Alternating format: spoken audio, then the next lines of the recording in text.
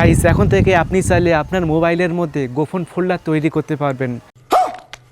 কেউ আপনার ফাইল দেখতে পারবে না। দেখুন, আমাদের প্রত্যেকের মোবাইল ফোনে কিন্তু বিভিন্ন গুরুত্বপূর্ণ পার্সোনাল ফটো ভিডিও থাকে এবং আমরা কখনোই চাই না যে এই সমস্ত ফটো ভিডিও অন্য কেউ দেখে ফেলুক। যদি দেখে ফেলে তাহলে আপনি বিপদে পড়বেন, তাই না? কিন্তু মোবাইলের মধ্যে এমন একটি টিপস রয়েছে যে টিপসটা আমরা বেশিরভাগ মানুষ জানি না।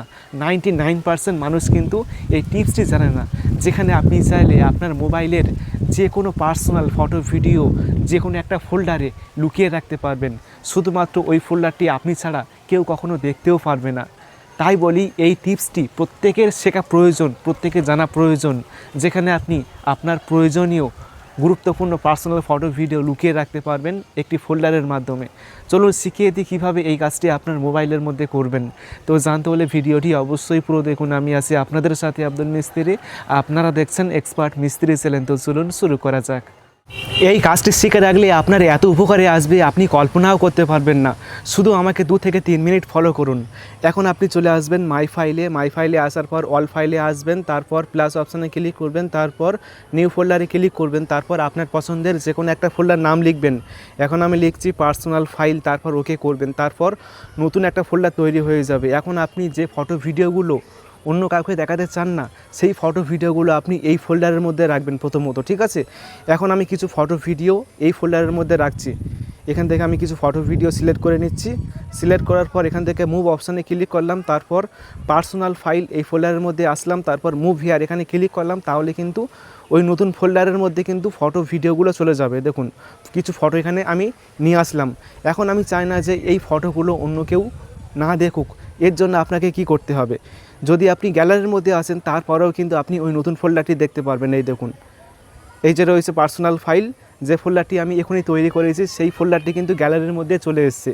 এখান থেকে চাইলেও কিন্তু সবাই দেখতে পারবে যে এই ফোল্ডারের মধ্যে আমি কী রেখেছি। তো আপনার প্রথম কাজ হবে এই নতুন ফোল্ডারের মধ্যে ফটো ভিডিও রাখা, যে ফটো ভিডিওগুলো আপনি অন্য কাউকে দেখাতে চান না। রাখার পর এখন আপনি চলে আসবেন মাই ফাইলে।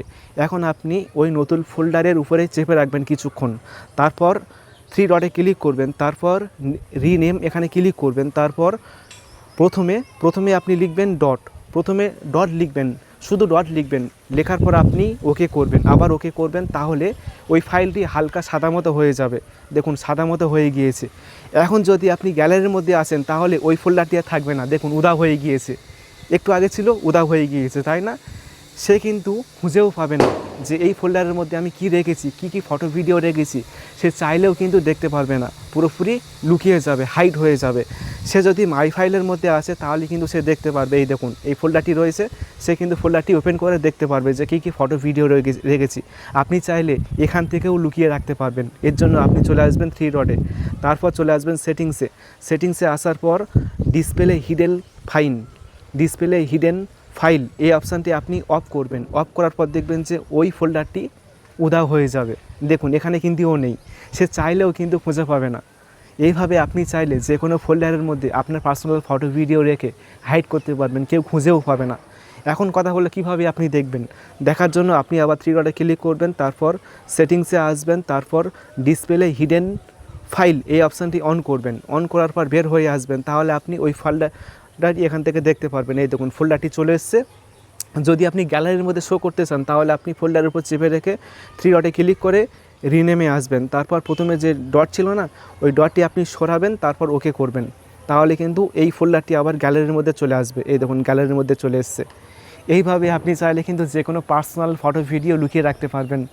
আশা করি ভিডিওটি অনেক ভালো লেগেছে। ভিডিওটি ভালো লাগলে অবশ্যই ভিডিওটি বন্ধুকে শেয়ার করবেন, তারপর ভিডিওতে অবশ্যই একটি লাইক করবেন এবং সকলে ভালো থাকবেন, সুস্থ থাকবেন। Thank you.